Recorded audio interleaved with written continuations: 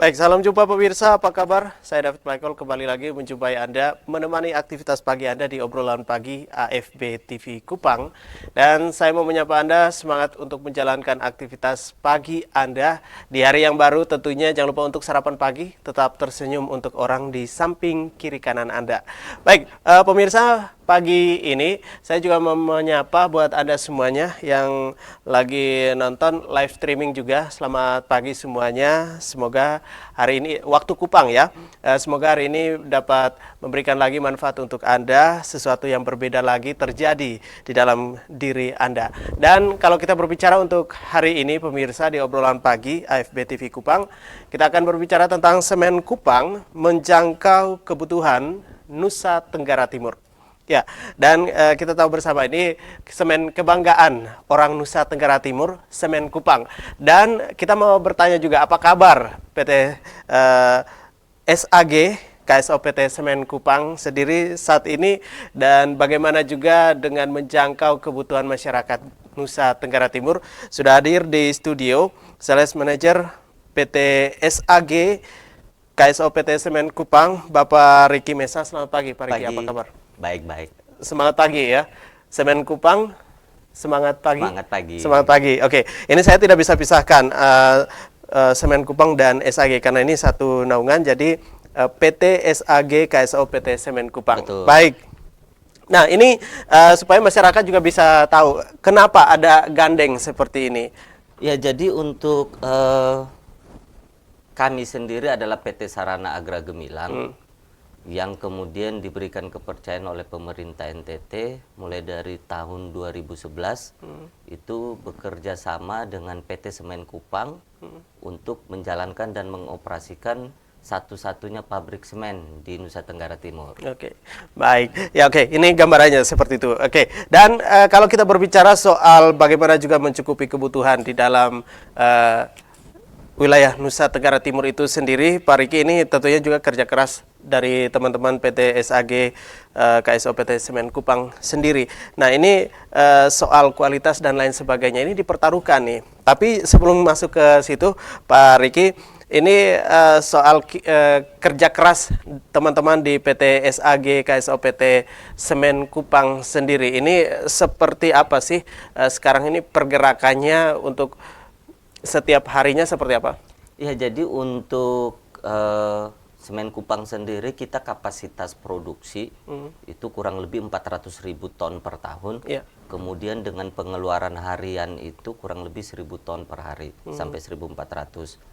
Untuk penjualan sendiri kita pasar utamanya sebenarnya ada di Pulau Timur. Kalau kebutuhan Pulau Timur sendiri kurang lebih 400.000 ton per tahun lah. Gitu. Kalau total NTT kurang lebih 1,2 juta ton per tahun.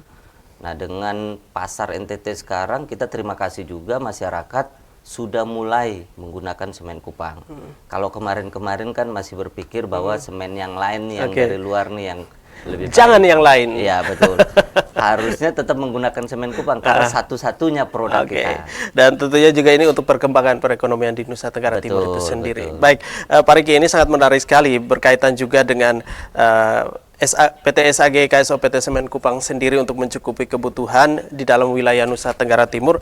Tetapi juga ini soal bagaimana setiap hari ini kapasitasnya untuk 400.000 ya, 400.000 ton per tahun. Ya. Nah, kalau setiap harinya ini 1.000 sampai 1.400. Ya. Nah, ini untuk kebutuhan di dalam wilayah Nusa Tenggara Timur. Tadi digambarkan untuk wilayah Timur, untuk daratan Timur sampai ke perbatasan tidak? Ya, sampai ke perbatasan. Sampai ke negara tetangga ya?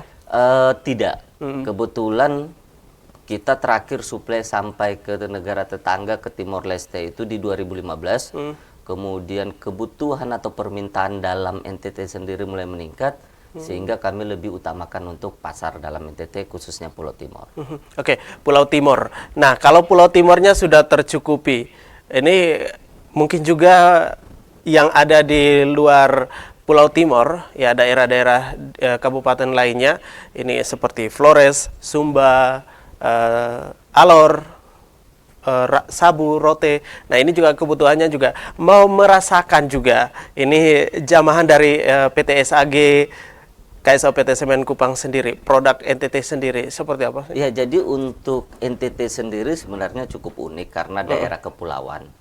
Kita sudah coba untuk bisa melayani sebuah permintaan di daerah NTT. Tetapi kami juga cukup kesusahan terkendala pada biaya distribusi yang cukup besar. NTT dengan daerah kepulauan dan bukan jalur utama kapal. Gitu.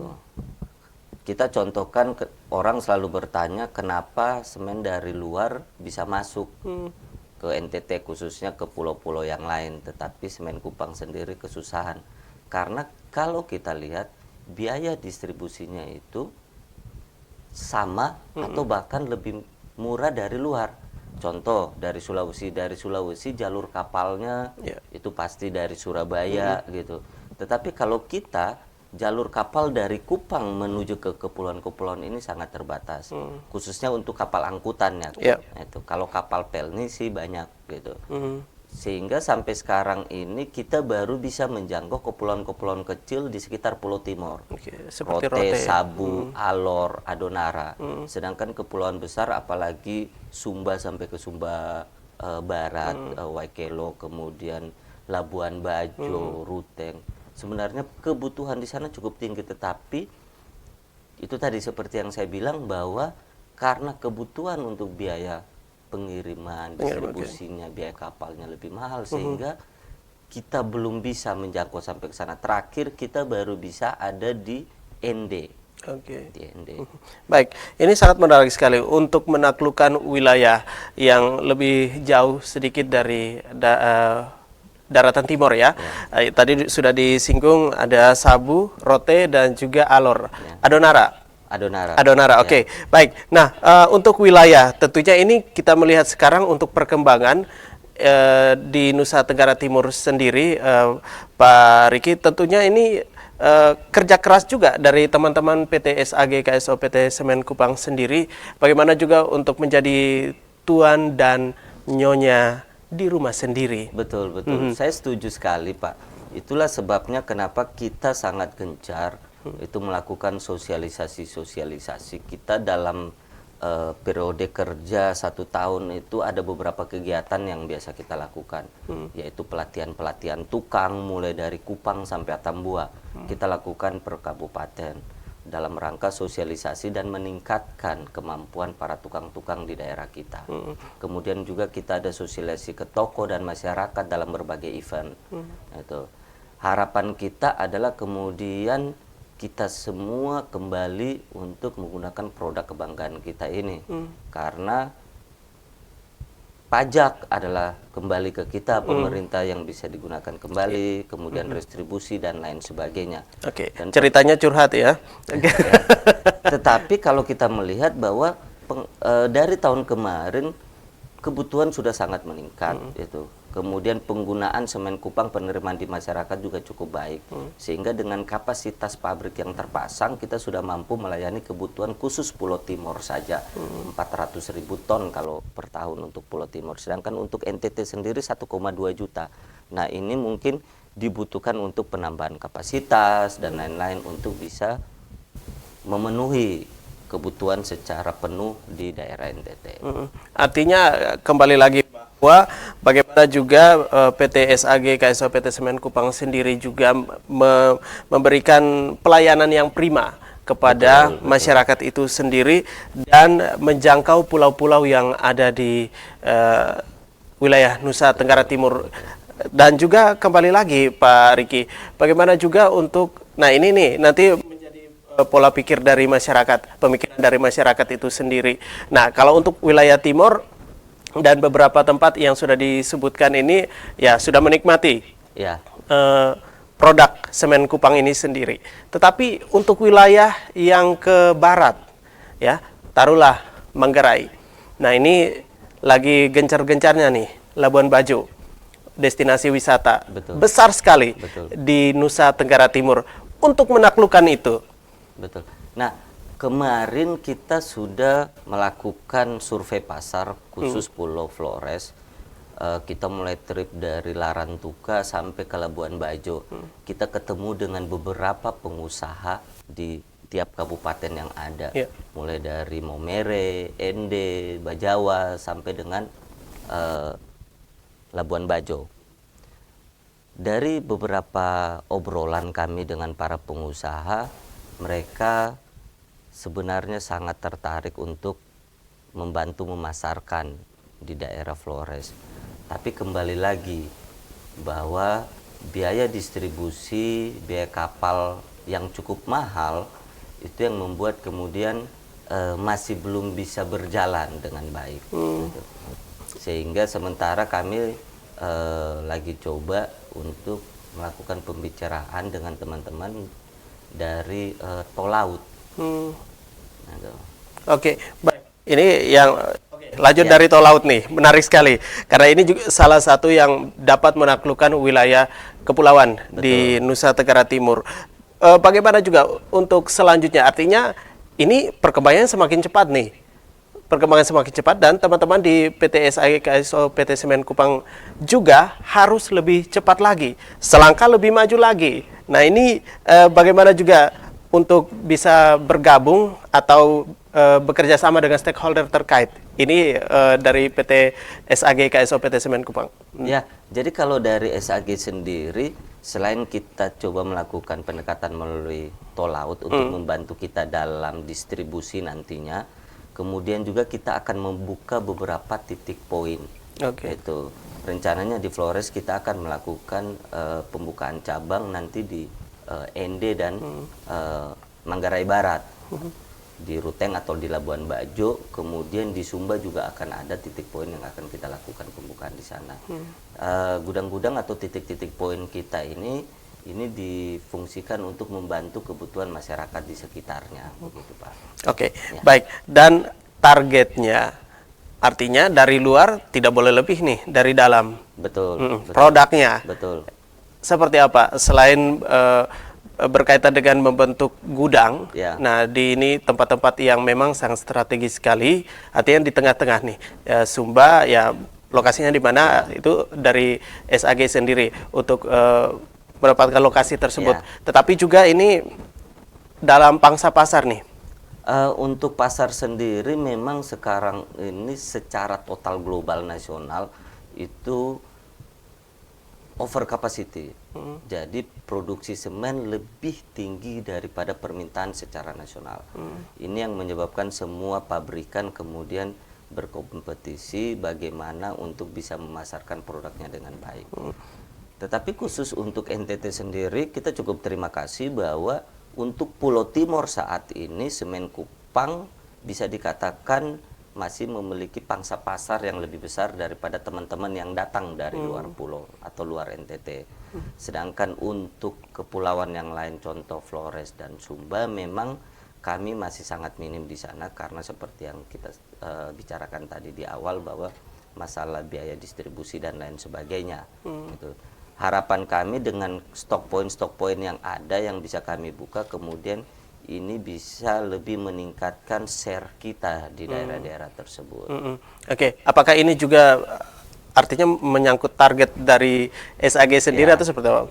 Ya, jadi kalau target kita dalam kuartal pertama atau semester pertama ini sudah harus bisa dijalankan. Sehingga sekarang kami lagi gencar untuk melakukan pemetaan-pemetaan daerah-daerah yang membutuhkan untuk dibangun atau dilakukan stok point. Karena kita melihat bahwa untuk proyek pemerintah apalagi dana desa yang mulai bergulir tahap 1 kalau tidak salah sudah pencairan, ini akan masuk ke tahap 2. Ini kebutuhan untuk penggunaan semen sendiri cukup Cukup besar. ya cukup besar. Itu apalagi dengan adanya beberapa proyek-proyek bendungan di daerah NTT sendiri. Di Kupang sendiri sementara ini kita sedang melakukan kerjasama dengan Waskita dan Nindya untuk suplai untuk proyek bendungan TMF. Ya. Kemudian informasi yang kami dapat ada juga rencana pembangunan bendungan di daerah Flores. Ini tentunya membutuhkan permintaan semen yang cukup besar juga, sehingga itu sedang kami siapkan supaya bisa membantu. Nah, menarik sekali. Sebelum nanti kita jeda iklan, ini untuk kebutuhan-kebutuhan besar nih. Lalu yang kecil-kecil seperti apa?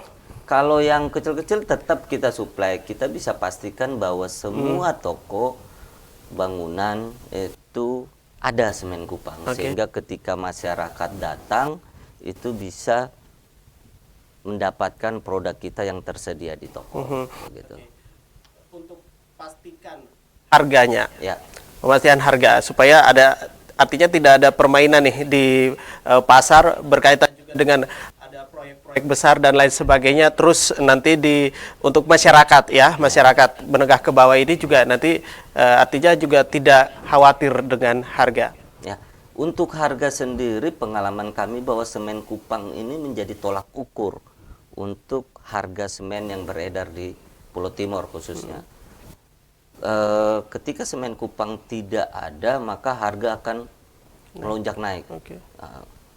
Sehingga kami pastikan dan monitoring mulai dari Kupang sampai Atambua dan beberapa kepulauan kecil untuk harga tidak akan ada kenaikan baik di semester 1 maupun di semester 2 di saat proyek berjalan. Dan syukur bahwa ini bisa berjalan dengan baik. Karena komitmen kami bahwa apa yang menjadi produk kebanggaan kita semua ini harus bisa dirasakan bersama-sama. Sehingga dari kami sendiri berkomitmen untuk menjaga stabilitas harga baik mulai dari awal tahun sampai akhir tahun. Oke. Nah, tentunya kalau di saat mendistribusi semen itu sendiri, semen Kupang ke wilayah-wilayah kepulauan ini dikhawatirkan juga ya. Artinya ini juga sebagai pemberitahuan juga kepada masyarakat di saat nanti ke daratan Flores, Sumba. Nah, ini harganya betis alias beda-beda tipis atau seperti apa? Ya, jadi tentu harganya akan mengikuti harga pasaran di area setempat setelah memperhitungkan biaya pengiriman dan lain sebagainya. Itu karena harga di tiap kabupaten itu akan berbeda-beda, tergantung jarak tempuh dan lain sebagainya. Kurang lebih seperti itu. Oke, nah untuk target mungkin ya tol lautnya, apakah berjalan tahun ini atau seperti apa? Kecepatan pembangunan? Ya.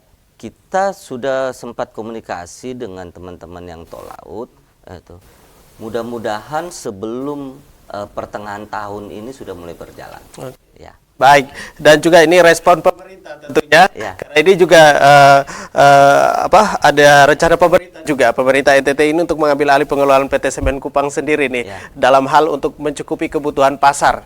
Kurang lebihnya seperti itu, Pak Riki. Nanti dijawab sesaat lagi. Untuk pemirsa kami kembali lagi tetap di obrolan pagi.